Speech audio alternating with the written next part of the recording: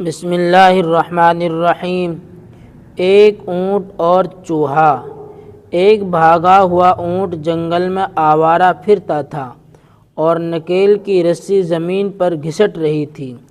ہری ہری جھاڑیوں کے جھنڈ دیکھ کر ایک جگہ ٹھٹکا اور چرنے لگا۔ ایک جنگلی چوہے نے موقع پا کر اپنے دانتوں میں اس کی ڈوری پکڑ لی اور چاہا کہ اونٹ کو اپنے گھر لے جائے۔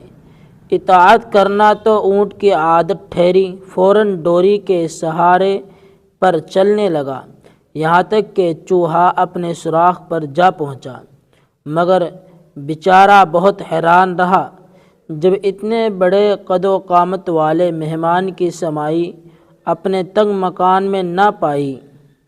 ناچار چوہے نے سوراخ کھودنا شروع کیا، پھر بھی اتنا کشادہ نہ کر سکا